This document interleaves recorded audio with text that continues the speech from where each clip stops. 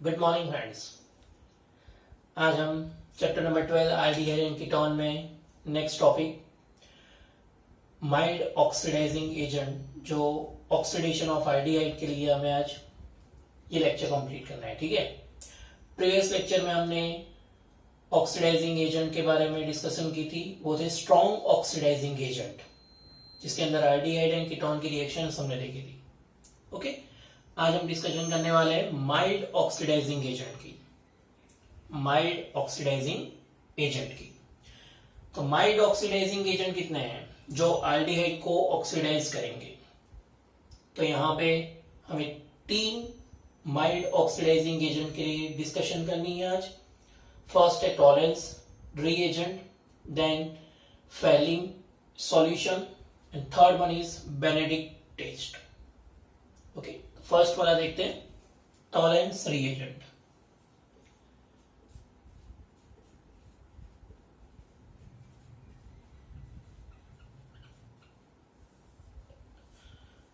Tollens reagent, generally Tollens reagent किसको बोला जाता है? तो टॉलेंस रीएजेंट है क्या? तो टॉलेंस रीएजेंट है ammoniacal silver nitrate solution. Ammoniacal silver nitrate solution, जिसका फॉर्मूला कुछ इस तरीके से है, AgNH3 ट्वाइस प्लस, और प्लस को सेटिस्फाई करेगा OH माइनस। तो ये जो हमारा सॉल्यूशन है उसको बोलेंगे एमोनिकल सिल्वर नाइट्रेट सॉल्यूशन। तो फर्स्ट ऑफ ऑल ये बनेगा कैसे, ये पता होना चाहिए ना। तो ये इसको बनाने के लिए, मतलब टॉलेंस रिएजेंट को बनाने के लिए हमें क्या क्या यूज करना है? तो फर्स्ट ऑफ ऑल यूज करना है NH4OH एंड AgNO3। क्या यूज करेंगे? Ammonium hydroxide and silver nitrate. तो इससे हमें प्रोडक्ट मिलेगी Ag2O, देन NH4NO3। यहां पे देख सकते हो कि Ag का कन्वर्जन हो रहा है Ag2 में। Okay, and then H2O। Reaction को अगर बैलेंस करना हो तो यहां पे हम 2 लिखेंगे, यहां पे भी 2 और यहां पे 2। ओके, तो रिएक्शन बैलेंस हो जाएगी। तो first ammonium hydroxide and silver nitrate से बीच में जो रिएक्शन होगी उससे हमें फर्स्ट मिलेगा Ag2O, जो होगा ग्रे पिपिटीज। फर्स्ट ऑफ हमें क्या मिलेगा? ग्रे पिपिटीज। ओके, उसके बाद ये जो Ag2O है उसकी रिएक्शन फर्दर अमोनियम हाइड्रोक्साइड के साथ होगी, 4 मोल्स ऑफ अमोनियम हाइड्रोक्साइड के साथ। तब जाके हमें ये कॉम्प्लेक्स मिलेगा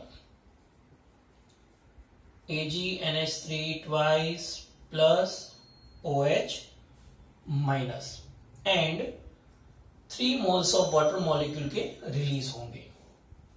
तो इस तरीके से हमें क्या मिलेगा? Tollens reagent. रिएक्शन अच्छे से समझना। रिएक्शन में क्या था? तो अमोनियम हाइड्रोक्साइड एंड AgNO3 के बीच में रिएक्शन होगी, तब हमें फर्स्ट ऑफ ऑल ग्रे पिपिटीज मिलेंगे Ag2O के। वही ग्रे पिपिटीज Ag2O के फर्दर अमोनियम हाइड्रोक्साइड के साथ रिएक्शन करेंगे और हमें मिलेगा टॉलेंस रिएजेंट। ओके, अब ये जो टॉलेंस रिएजेंट है वो किसके साथ रिएक्शन करेगा? आल्डिहाइड के साथ, क्योंकि हम यहाँ पे क्या सीख रहे हैं? Oxidation of aldehyde with mild oxidising agent, और जो टॉलेंस रिएजेंट है वो माइल्ड ऑक्सीडाइजिंग एजेंट है। तो RCHO, उसकी रिएक्शन होगी 2 मोल्स ऑफ टॉलेंस रिएजेंट के साथ, 2 मोल्स ऑफ टॉलेंस रिएजेंट के साथ। ओके, यहां पे अगर अलग से लिखना हो तो भी लिख सकते हैं, plus OH minus 3 moles of OH minus. तब इसके अंदर ये जो आल्डिहाइड ग्रुप है CHO ग्रुप, उसका कन्वर्जन होगा RCOO माइनस। मतलब अगर आप आइडियल का oxidation strong oxidising agent use करें या फिर वीक माइल्ड ऑक्सीडाइजिंग एजेंट, तब आपको प्रोडक्ट तो सेम ही मिलने वाली है। कौन सी? Carboxylic acid. यहां पे आपको मिलेगा RCOO minus, carboxylate ion. Okay, और ये जो टॉलेंस रिएजेंट में जो सिल्वर है वो कन्वर्ट होगा Ag सॉलिड में, मतलब सिल्वर प्रोडक्ट मिलेगी आपको। ओके, और वो प्रेसिपिटेट हो जाएगी। क्लियर है? देन ये जो अमोनिया है वो रिलीज होके 4 मोल्स ऑफ अमोनिया में कन्वर्ट हो जाएगा और वो गैस के फॉर्म में रिलीज हो जाएगा और OH माइनस कन्वर्ट हो जाएगा H2O में। तो कुछ इस तरीके से पूरी रिएक्शन होती है। ये जो रिएक्शन है वो हम लैब में भी कर सकते हैं, इसीलिए इसको लैब रिएजेंट भी बोला जाता है, टॉलेंस रिएजेंट को। होता क्या है, तो जब हम टॉलेंस रिएजेंट बना लेंगे उसके बाद एक टेस्ट ट्यूब में एल्डिहाइड लेंगे, दूसरी टेस्ट ट्यूब में टॉलेंस रिएजेंट। अब जब एक दूसरे को मिक्स करेंगे तब टेस्ट ट्यूब की इनर वॉल पे सिल्वर जो है वो डिपॉजिट हो जाएगा। क्या हो जाएगा? Deposited Ag on the inner surface of test tube, और एक शाइनिंग जैसा आपको दिखेगा। मिरर की जो टेस्ट ट्यूब है उसकी इनर सरफेस पे, यहाँ पे मैं डायग्राम से आपको दिखा रहा हूं, जैसे कि अपनी टेस्ट ट्यूब है, ठीक है। तो टेस्ट ट्यूब की जो इनर वॉल है ये वाली, तो इनर वॉल पे ये जो सिल्वर है वो डिपॉजिट हो जाएगा। ओके, और कुछ शाइनिंग आपको दिखेगा, शाइन करता हुआ, और जो शाइनिंग वाला पार्ट है वो कौन सा होगा? सिल्वर जो डिपॉजिट हुआ है वो। ओके, इसीलिए ये जो टेस्ट है उसको बोलते हैं सिल्वर मिरर टेस्ट। क्या बोलते हैं? Silver mirror test. ओके, एकदम सिंपल टॉपिक है, आप ये एक्सपेरिमेंट लैब में करने ही वाले हो, लेकिन इसकी जो थियरी है वो अच्छे से समझ लो। ओके, तो आल्डिहाइड के अंदर हम क्या मिक्स करेंगे? टॉलेंस रिएजेंट, तब RCOO minus carboxylate ion release होगा एंड Ag की जो प्रेसिपिटेट्स है वो डिपॉजिट होंगे टेस्ट ट्यूब की इनर वॉल पे, और वो शाइनिंग वाला पार्ट होगा। इसीलिए इस टेस्ट को एक और नाम दिया हुआ है सिल्वर मिरर टेस्ट। ओके, अब क्वेश्चन ये आता है कि आल्डिहाइड तो दो टाइप के हैं, एलिफेटिक एंड एरोमेटिक। तो ये जो टेस्ट है नोट्स करके लिखेंगे हम, जिससे हमें ये इंपॉर्टेंट टॉपिक पता रहेगा। तो एलिफेटिक एंड एरोमेटिक आल्डिहाइड है, एलिफेटिक एंड एरोमेटिक आल्डिहाइड, मतलब दोनों तरीके की जो आल्डिहाइड है वो दोनों आल्डिहाइड ये टॉलेंस टेस्ट देंगे। मतलब आपके पास एलिफेटिक आल्डिहाइड हो या फिर एरोमेटिक आल्डिहाइड, तो वो सिल्वर मिरर टेस्ट देने वाला है। ओके, तो aliphatic and aromatic aldehyde give Tollens test. This is the most important things for Tollens reagent. Okay, तो ये जो है आपको अच्छे से समझ में आ चुका होगा, तो इसका स्क्रीनशॉट ले लो। इसमें कौन कौन सा एमसीक्यूज है पहले वो मैं आपको बता दूं।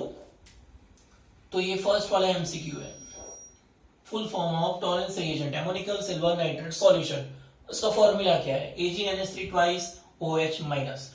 तो ये अपना सेकंड एमसीक्यू हो गया। ओके, उसके बाद टॉलेंस रिएजेंट में आल्डिहाइड का कन्वर्जन किसमें होगा? तो कार्बोक्सिलेट आयन में, ये थर्ड एमसीक्यू है अपना। ओके, फोर्थ एमसीक्यू, क्या डिपॉजिट होता है इनर वॉल पे, क्या डिपॉजिट होगा? तो सिल्वर डिपॉजिट होगा, मतलब ये अपना एक एमसीक्यू है। ओके, देन नेक्स्ट, यहां पे जो AgNH3 ट्वाइस है, मतलब बनेगा क्या? Ag2O। तो यहां पे जो Ag है वो Ag का चार्ज क्या होगा? तो आपको पता होना चाहिए कि AgNH3 ट्वाइस जो टॉलरेंस रिएजेंट है उसमें Ag किस फॉर्म में है? +1 के फॉर्म में। ओके, और वो फाइनल किस में कन्वर्ट हो रहा है? Ag सॉलिड में, मतलब उसका ऑक्सीडेशन नंबर क्या होगा? 0। मतलब यहां पे ऑक्सीडेशन क्या चेंज हो रहा है? +1 to 0। तो एक और एमसीक्यू याद रखेंगे हम।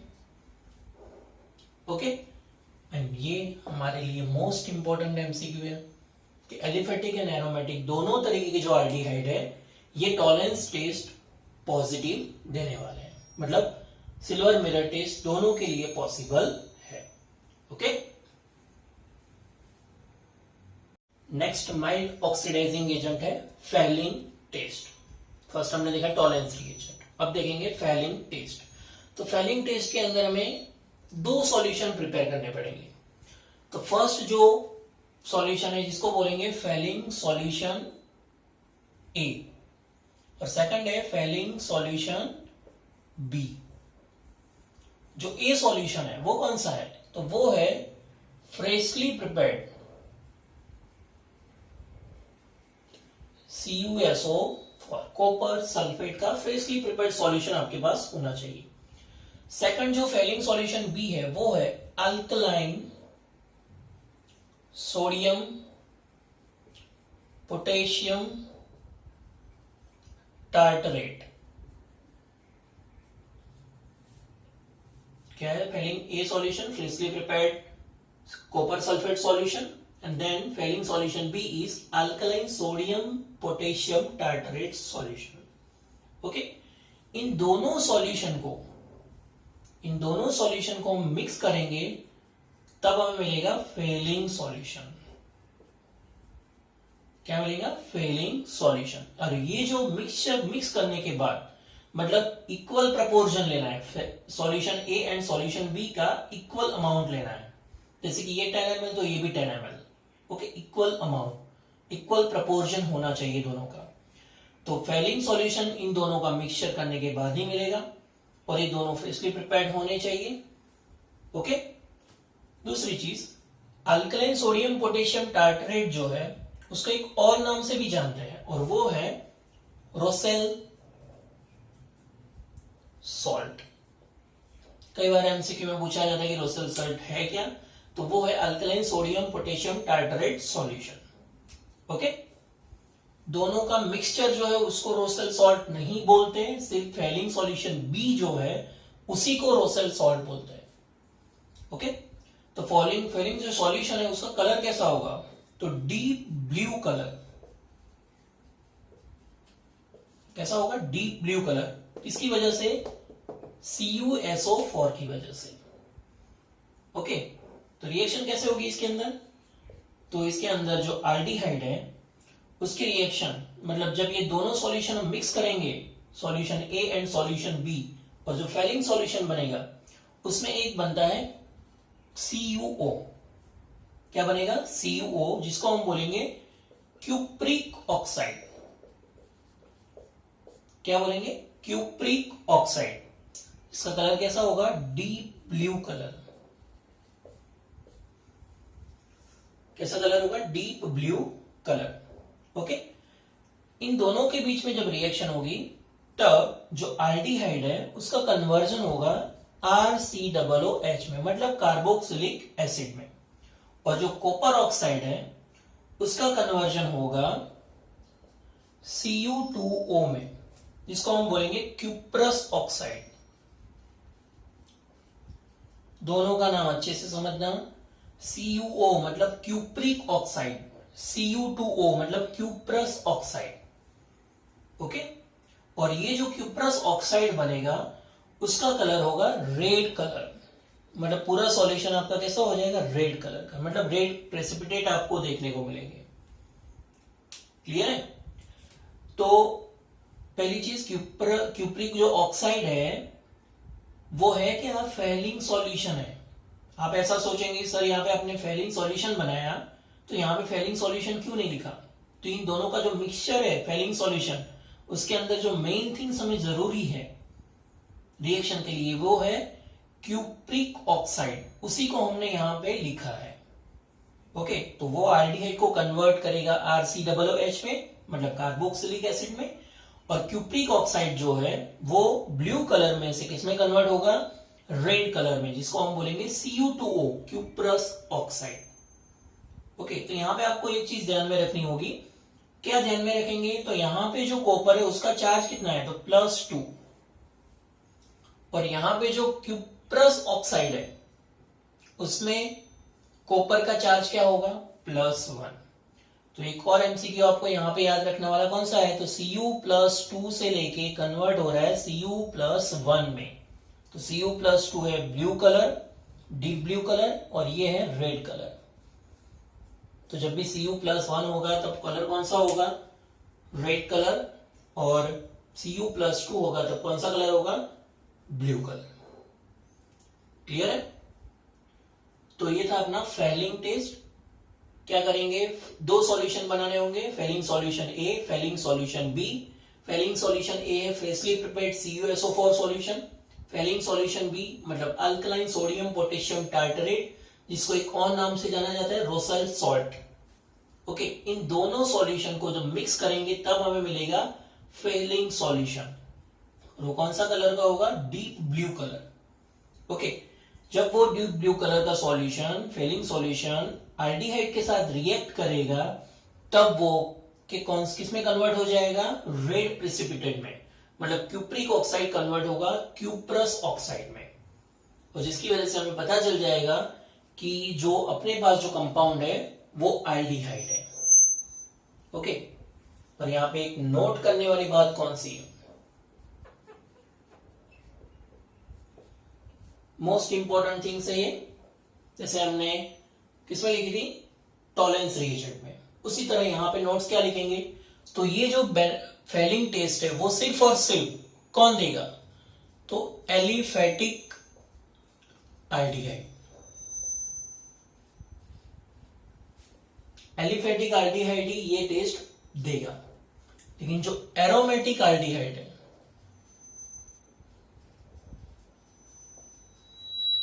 ये टेस्ट नहीं देगा, है ना। मजेदार चीज, टॉलेंस रिएजेंट में क्या था, कोई भी आल्डिहाइड होगा तो वो टेस्ट पॉजिटिव देगा। यहां पे क्या है, तो एलिफेटिक आल्डिहाइड है वही ये टेस्ट पॉजिटिव देगा, लेकिन ये जो एरोमेटिक आल्डिहाइड है वो फेलिंग सॉल्यूशन वाला जो टेस्ट है वो टेस्ट पॉजिटिव नहीं होगा। इसका मतलब ये होगा कि अगर आपके पास एरोमेटिक आल्डिहाइड है तो उसके अंदर जब आप फेलिंग सॉल्यूशन डालेंगे तब रेड प्रेसिपिटेट आपको नहीं मिलेंगे, लेकिन अगर आपके पास एलिफेटिक आल्डिहाइड है तब आपको फाइनल में रेड प्रेसिपिटेट देखने को मिलेंगे। ये दोनों चीजें आपको समझ में आनी चाहिए। तो एरोमेटिक आल्डिहाइड कैसे होंगे, तो एरोमेटिक आल्डिहाइड का एक एग्जांपल मैं यहां पे लिख रहा हूं, बेंजीन की रिंग पे CHO। ओके, तो ये है बेंज आल्डिहाइड,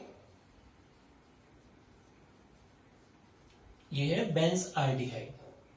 तो ये जो एरोमेटिक आल्डिहाइड है ये फेलिंग टेस्ट नहीं देगा।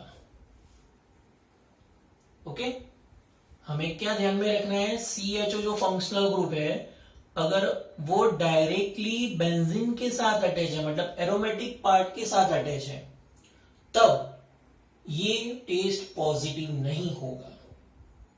क्लियर है? अगर आपको ऐसा दिया हो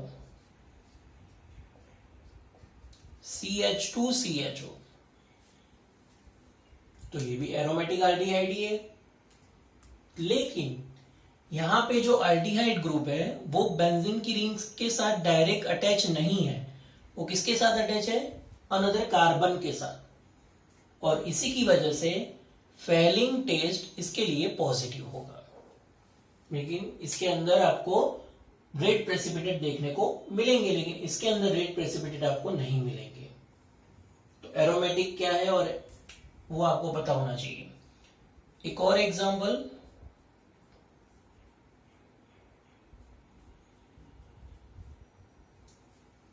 तो है फुरफुराल। ओके, तो फुरफुराल जो है वो ये जो क्या होगा, ये एरोमेटिक आल्डिहाइड है। क्यों?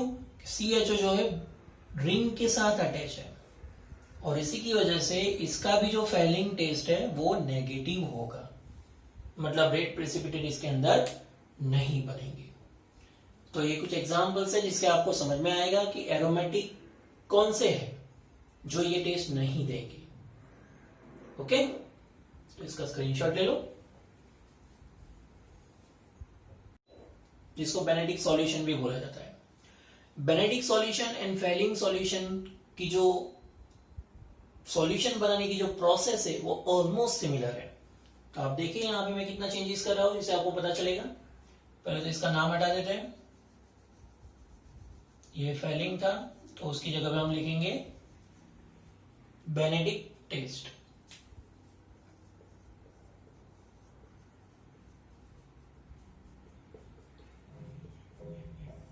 ओके, उसके अंदर बेनेडिक्ट जो टेस्ट है उसमें फर्स्ट बेनेडिक्ट सॉल्यूशन कौन सा होगा, ए एंड बी दोनों सॉल्यूशन इसमें भी बनाने हैं। तो फर्स्ट जो बेनेडिक्ट सॉल्यूशन है वो फ्रेशली प्रिपेयर्ड CuSO4 का ही सॉल्यूशन है, और बेनेडिक्ट सॉल्यूशन जो है वो कौन सा होगा, सेकंड वाला बी, तो वो है अल्कलाइन सोडियम पोटेशियम। हमने यहाँ पे टार्टरेट लिखा था, यहाँ पे है साइट्रेट, यहाँ पे क्या है साइट्रेट। इसको हम रोसेल सॉल्ट नहीं बोलेंगे, क्लियर है। तो ये हमारा क्या बन जाएगा, जब इन दोनों का मिक्सचर हम बनाएंगे तब ये हो जाएगा बेनेडिक्ट सॉल्यूशन। उसका कलर भी सेम होगा, डीप ब्लू कलर, रिएक्शन भी सेम से, कोई चेंज नहीं है। ओके, सिर्फ चेंज इतना ही है। कितना चेंज है यहाँ पे, तो फेलिंग सॉल्यूशन में यहाँ पे क्या था टार्टरेट और यहाँ पे क्या है साइट्रेट, सिर्फ इतना चेंज है। ओके, जो नोट्स हमने लिखी है फेलिंग सॉल्यूशन के लिए वही नोट्स एप्लीकेबल है बेनेडिक्ट टेस्ट के लिए। मतलब एलिफेटिक एल्डिहाइड है वो Benedict test and Fehling test दोनों में पॉजिटिव है। तो मैं यहां पे लिख रहा हूं जिससे आपको पता चलेगा। ये कौन देगा, नोट्स को थोड़ा आगे लिख देता हूं। ये Fehling solution and Benedict solution दोनों ये टेस्ट देगा, मतलब दोनों के अंदर एलिफेटिक एल्डिहाइड है वो रेड प्रेसिपिटेट जनरेट करेंगे, लेकिन Fehling solution and Benedict solution जो है एरोमेटिक एल्डिहाइड के साथ रिएक्शन नहीं करते हैं। इसका मतलब जो बेंजाल्डिहाइड है वो फेलिंग टेस्ट भी नहीं देगा एंड बेनेडिक्ट सॉल्यूशन का जो टेस्ट है वो भी नहीं देगा। फुरफुराल जो है वो भी फेलिंग टेस्ट नहीं देगा और बेनेडिक्ट सॉल्यूशन जो है उसके साथ भी रिएक्शन नहीं करेगा।